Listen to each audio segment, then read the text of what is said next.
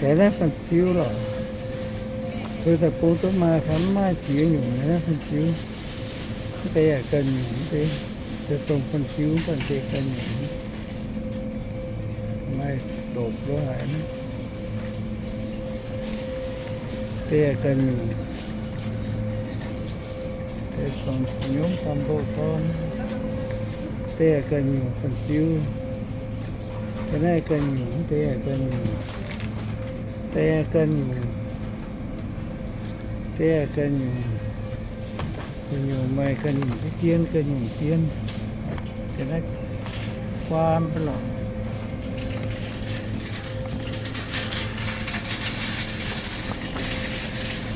lai lại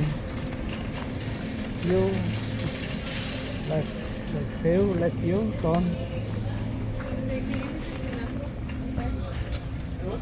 hai đứa hơi tụt nào quá trên bác nhé tụt quá gì nhiều nhưng mà hơi chết tụt quá tao nói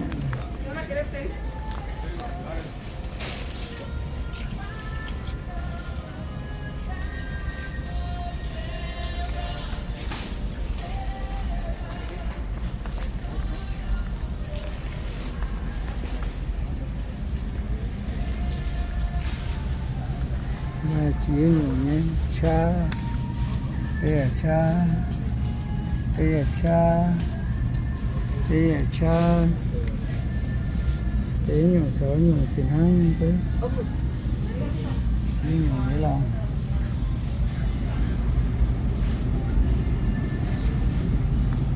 sáng có chỉ nhiều nhé tê tu là sài bún tê tu tê tê tu ngon hay rồi tê ngon bùa ngon ó ngon tưới tôi nói tu bùa tu non ngon ó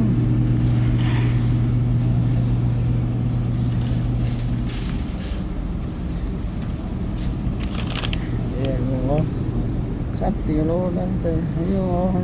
nó cá tè mà ngô nó cá tè mà cá tè hoa pui ở đuôi quang gì cái gì nhỉ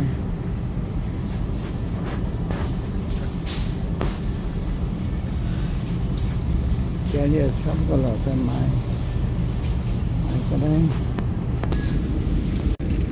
để nó che suy cái là cốt ố suy đó là cái đá là hai thì nó cái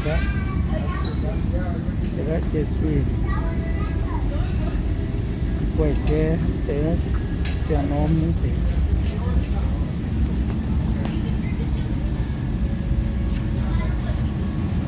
chiều hôm như này ta đi tìm quán gì tìm số tới chuyên nhận như thế này nó hay nó hay phổ đấy mày có chàn phía cả nó hay để tú như cái này bản nó tổ này có chàn ngon nữa chiều hôm đó hả chiều hôm đó hả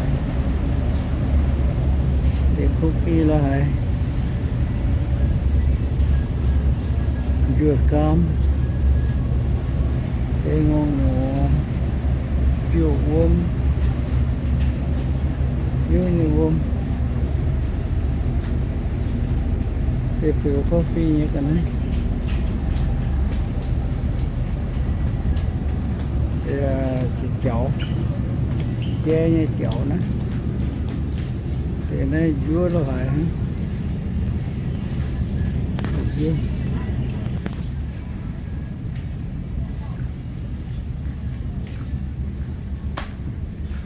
chứa nhẹ như khăn nộm đó thôi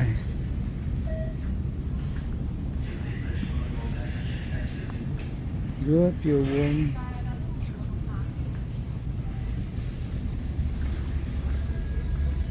mà cái đó vẫn thì cái này uống nhiều vết bồ á, thì đen ở đuôi cái đó là phao bên theo bên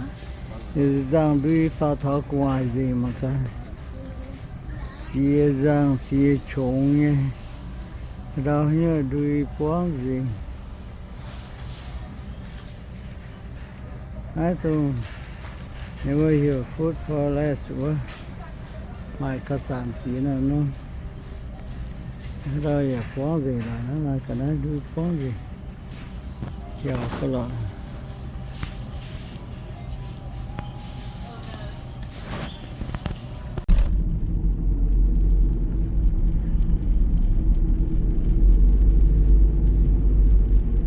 yếm bung chỉ muốn mi mẹ bung chỉ muốn bà cô tự nhiên nó muốn con phải nhắm bà cô tự nhiên mình nói đốt ai đồ mặn hoàng thì đều đồ gì ốp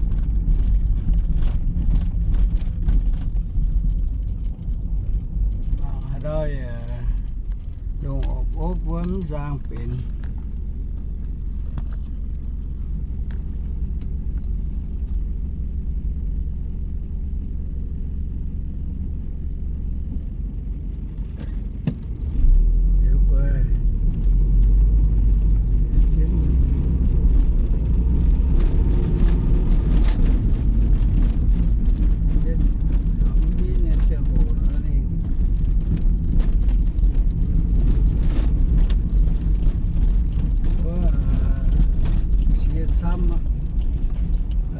chia này thôi chia như chia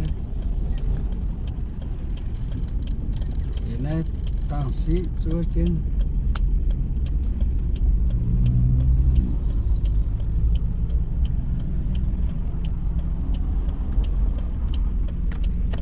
cũng giờ chia quán gì thế trên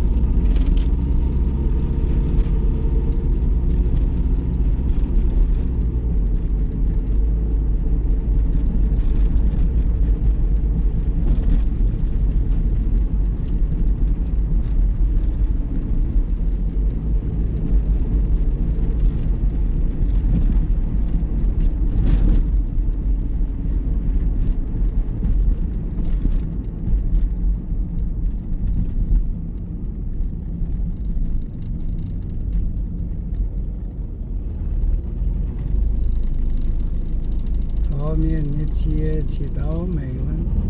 tôiจะเกี่ยว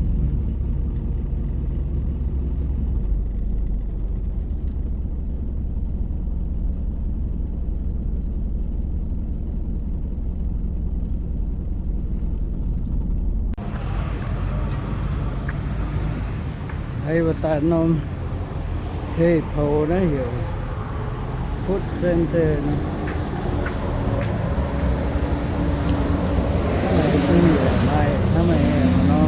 nó mày nó là chỉ đảng nó bây giờ chuyện tiết thế này phải chẳng chuyện với India mà này đó nó bây giờ chỗ nhiều giảm thế này giàu nhé mà giảm khâu bằng cái nó sẽ biểu răng em mà nhưng cái này để mày như giờ mày là nó sống tay đó vừa vuông giờ mày sống giờ có nói chung giờ mày nào được cùng còn chiếu giờ mày thế giờ cháu chia nhiều phần chiếu vẫn này mày nhiều phần chiếu này biển nhiều này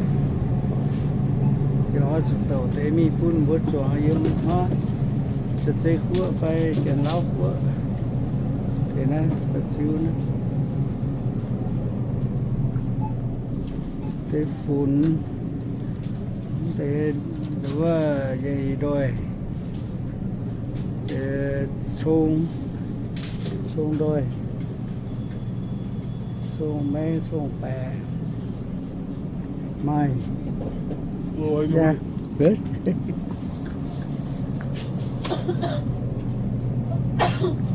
thì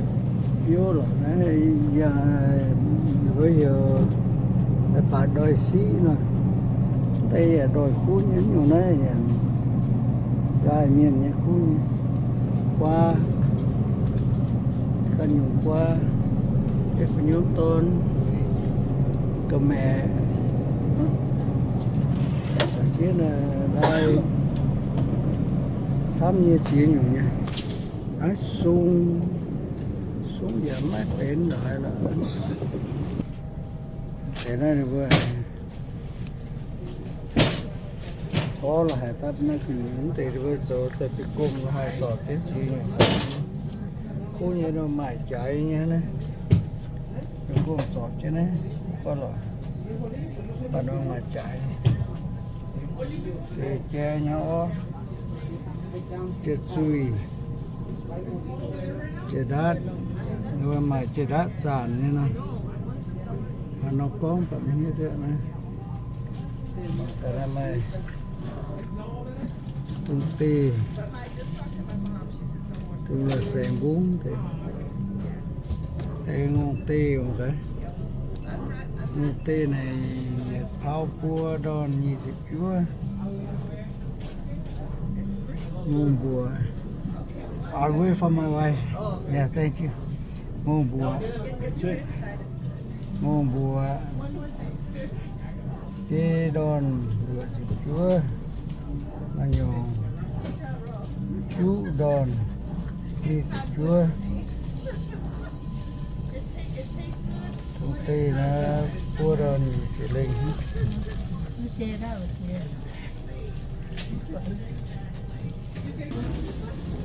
Hi. Look, cashier. How are you? It's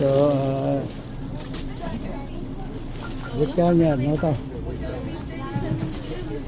Mình xin ô. Cái món thì mày dẻo nằm nó ta. Qua cái nôm qua nó nằm gì nôm có. Mà cái vẫn hỏi đó gì đi ấy rồi và uống quá ha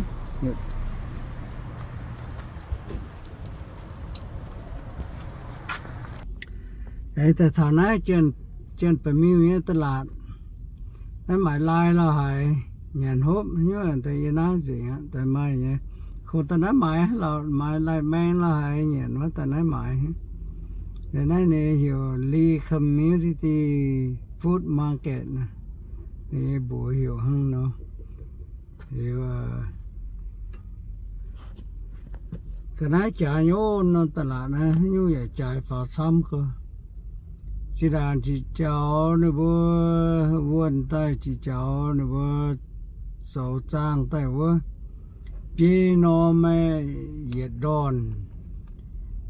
sau cái ít trả này bia nó này làm thập bia đòn á bùa đòn linh mẹ làm bùa đòn lụa sẽ lên sen mẹ làm thập bia đòn này sao điều này hay như vậy trái gì á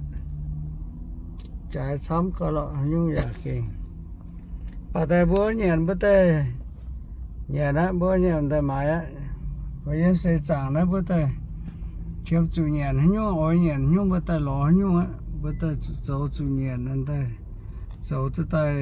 tay máy nhện anh bố tay chiếm chủ nhện bố tay chủ lỏ chủ máy nhện á có bố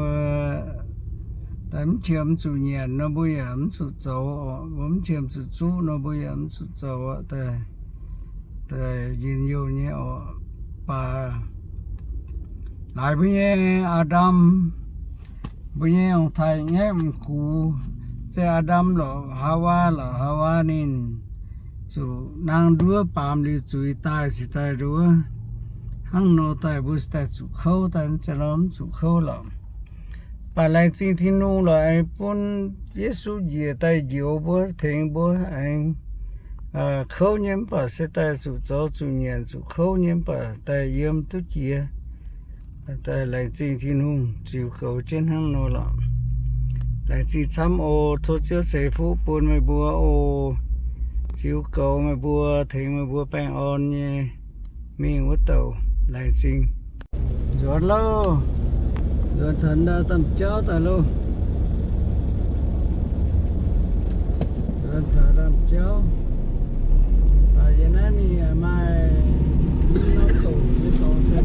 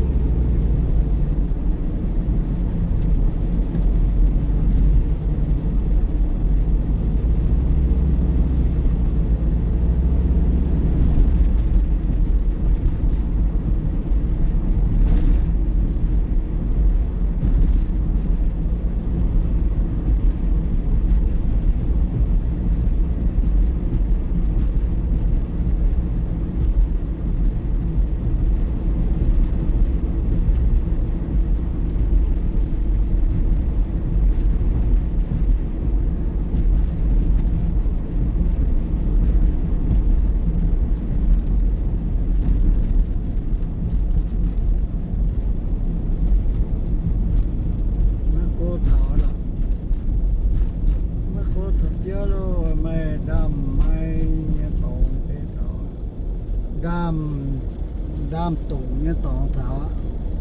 để chi ô để chi sâm đây hòn nhiều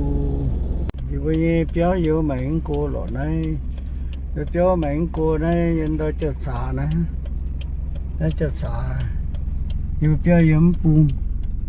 nhiều mảnh cô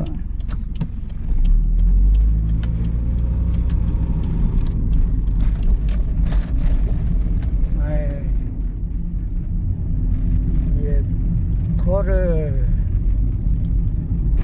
tùng cái tùng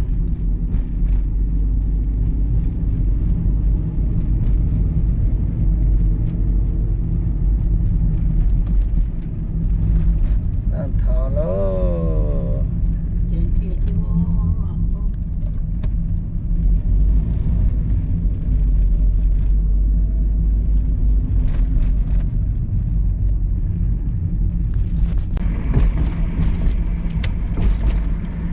mình hê mày chê nhỏ ruộng hê mình hê phở quá vừa mày nhận mày bốc như cả ai quá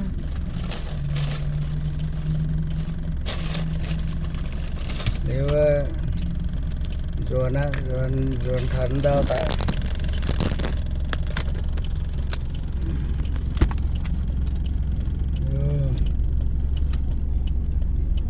tại chú nhà na tại máy ô yếm mua food center với nó bữa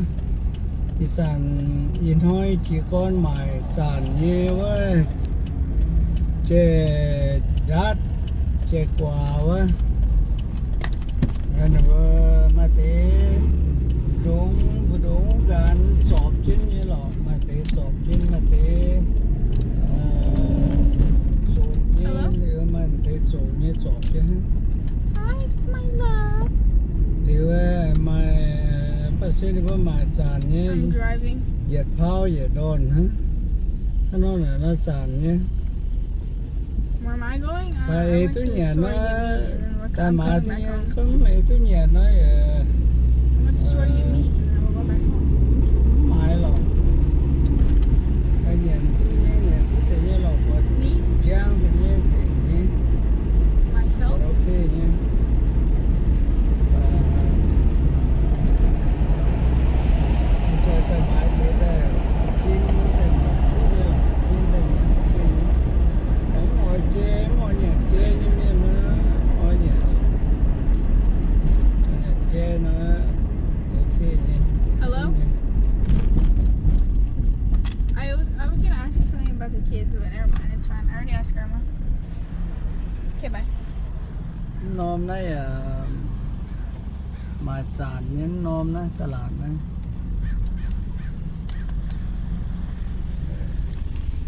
nói mà Hello? chán như là nôm này I didn't hang up on you.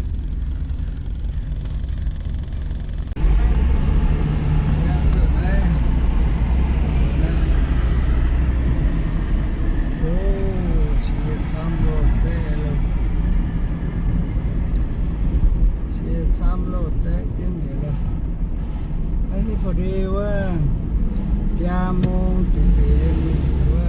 ชุดกุ้งเป็นชุดกุ้งแต่เต้ส่วนเสียซ้ำนิดนึง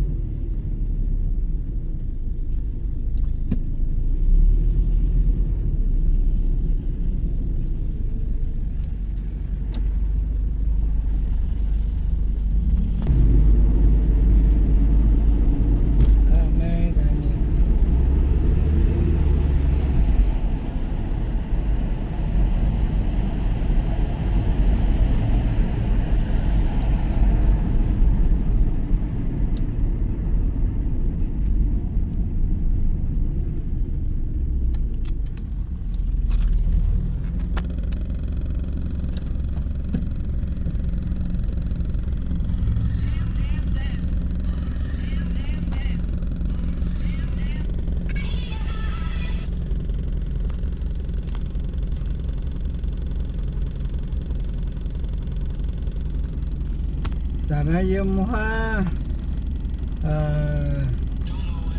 lao cua từ phu nó là bùa lùng giang lao tang phải lòng thì bữa nay bọn hồi làm từ đó khua đó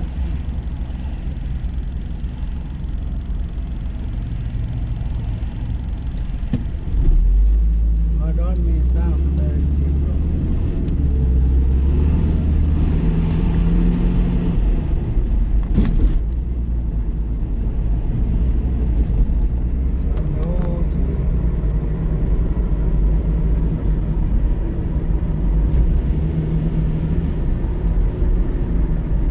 Oh, yeah. Can we get Slurpee? Slurpee. Mm. này đi về tại thảo em PM tại vậy đấy to qua phun tại máy warm hút nhà hút warm này tao đi tại máy warm hút này em PM nó bên nó yêu chạm lo yêu chạm thì nói yêu phao ta lô anh hỏi là phao tay thảo cua đòn chúa chịu chúa nè ở đây ở dùm đây mấy xe biết sao vậy lại bên vô đây luôn đom mình có hiểu luôn đom luôn muốn luôn không ta lạt lại vậy đó ok